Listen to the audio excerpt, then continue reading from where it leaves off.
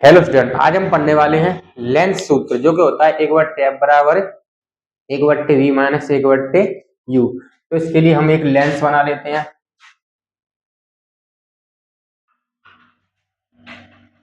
अरे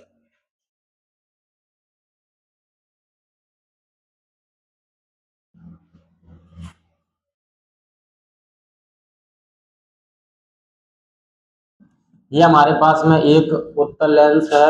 और उत्तल लेंस किसे कहते हैं? वह लेंस जो किनारों पर पतला तथा बीच में मोटा होता है उसे उत्तल लेंस कहते हैं। ये इसका मुख्य अक्ष, प्रकाशिक केंद्र C, आप इसे O भी मान सकते हैं। इसका प्रथम फोकस F1 और द्वितीय फोकस F2, और लेंस के दो फोकस होती है, ये 2F2 और ये 2F1।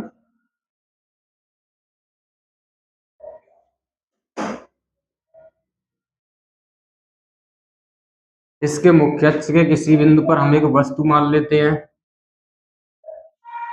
A और B। इसका नाम दे देते हैं हम A B। अब वस्तु के बिंदु B से एक मुख्य अक्ष के समांतर एक किरण लेके आते हैं,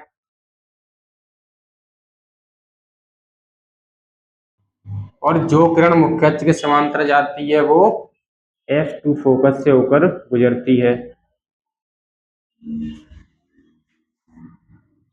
और एक किरण ले आते हैं लेंस के प्रकाशिक केंद्र C से,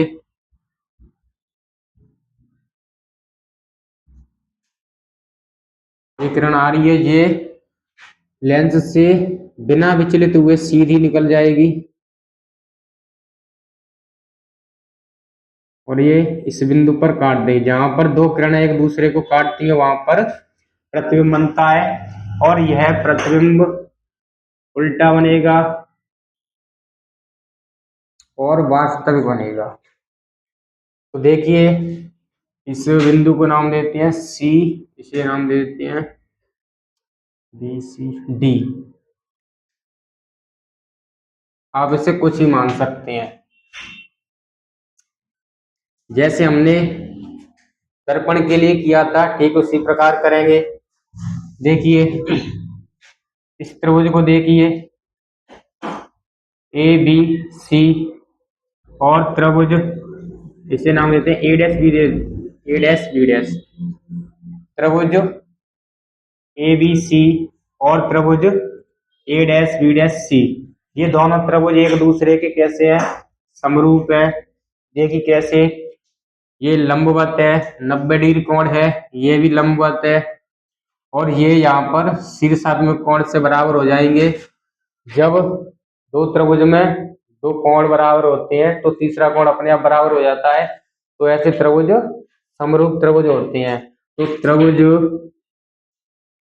ABC, त्रिभुज ABC और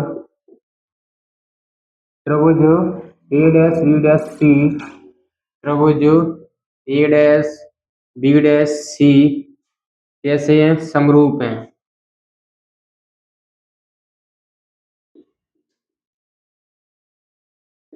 अब समरूप है तो इनकी भुजाएं का अनुपात होगा, वो कैसा होगा?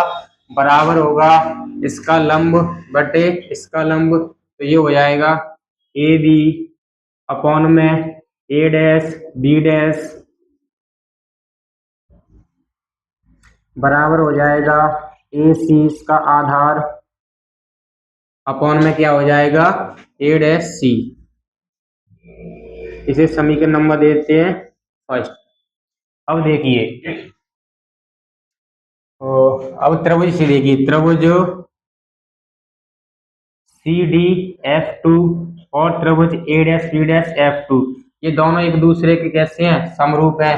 देखिए, यहाँ भी 90 डिग्री है और यहाँ भी 90 डिग्री है, और ये दोनों शीर्षात्मक कोण से कैसे हो जाएंगे? बराबर हो जाएंगे। तो हम कह सकते हैं त्रिभुज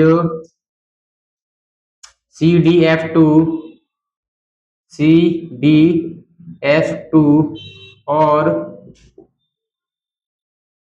त्रिभुज A', B', F2, ये वाला त्रिभुज और ये वाला त्रिभुज A' त्रिभुज A', B' और F2, ये दोनों कैसे हैं? समरूप हैं।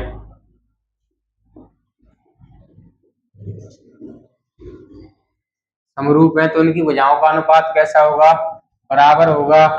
इसे हम लिख सकते हैं A', B' या ऐसे दे दो, इसे लिख लो पहले, इससे कोई फर्क नहीं पड़ने वाला है। CD अपॉन में CF2 बराबर हो जाएगा,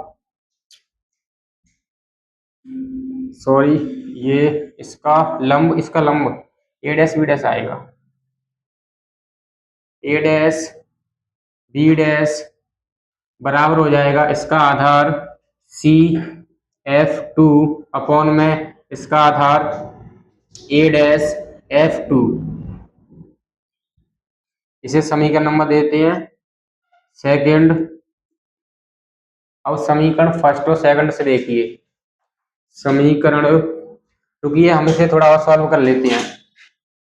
ये CD भुजा ये है, और यानी यहां से यहां ये एक आयत बन रहा है। देखिए इस प्रकार से ये A, B, C और D, तो ये वाली भुजा इसके कैसे होगी? बराबर होगी, क्योंकि आयत की आमने सामने भुजाएं कैसी होती हैं? बराबर। चूंकि CD बराबर होगी AB के, तो CD के स्थान पर हम क्या रख सकते हैं? AB।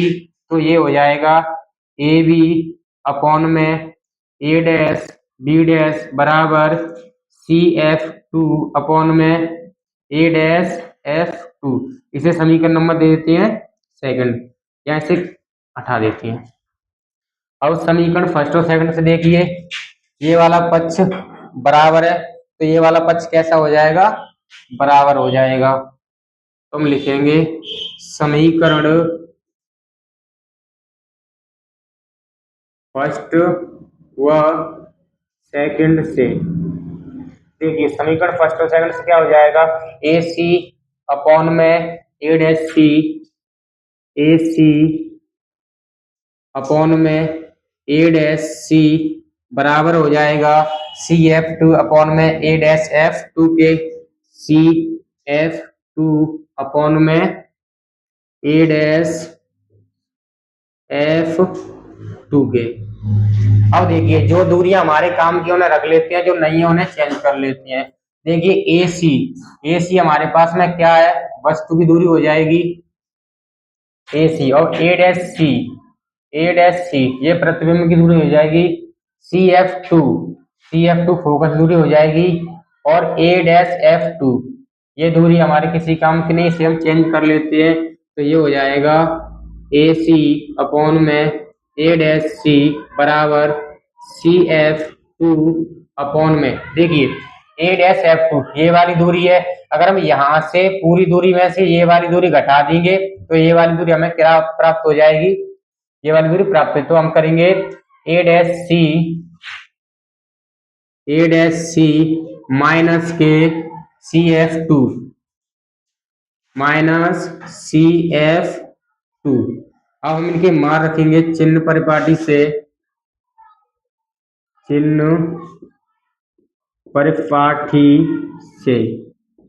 अब देखिए चिन्ह परिपाटी से AC यहां से यहां तक हमने क्या माना है? इसे वस्तु की दूरी माना है। तो AC क्या है? वस्तु की दूरी,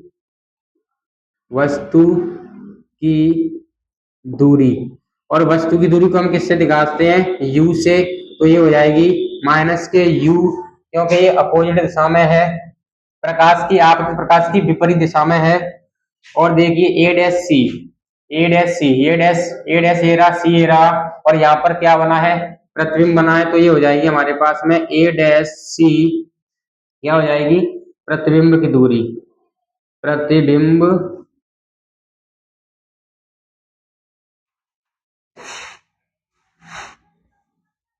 प्रतिबिंब की दूरी, प्रतिबिंब की दूरी को हम किससे दिखाएंगे, v से, और ये प्रकाश की सीधी दिशा में, तो ये कैसे हो जाएगी, प्लस की, और हमें किसकी जरूरत पड़ेगी, CF2। देखिए CF2 यानी यहां से यहां तक, ये क्या है हमारे पास में, फोकस दूरी, तो इसे हम लिखेंगे CF2 क्या है, फोकस दूरी,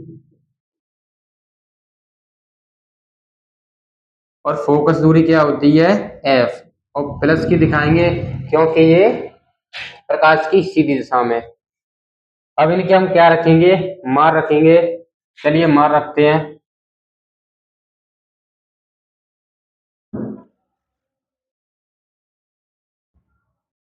अब इनके मार रखेंगे, देखिए AC हमने क्या माना है, -U अपॉन में A', क्या हमारे पास में, प्रतिबिंब की दूरी V बराबर CF2 हमारे पास में क्या है, फोकस दूरी F अपॉन में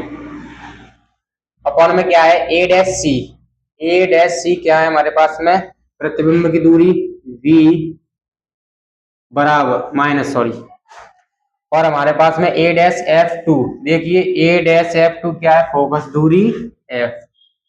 अब इनका क्या करेंगे, कैंची का गुणा करेंगे, तो इसका इसके साथ में गुणा करेंगे तो ये हो जाएगा हमारे पास में, या इसका आप कैसे भी कर सकते हैं, देखिए इसका इसमें गुणा कर देते हैं -KUV, और इसका इसमें करेंगे तो +K, क्योंकि माइनस माइनस का गुणा होता है तो क्या आता है, साइन चेंज हो जाता है, तो हो जाएगा प्लस का, ये हो जाएगा हमारे पास में +KUF, और इसका इससे गुणा करेंगे बराबर, तो एक आ जाएगा VF। अब देखिए, अब ये हमारे पास में हो गया। अब दोनों पक्षों में UVF से क्या कर देते हैं, भाग कर देती है, दोनों पक्षों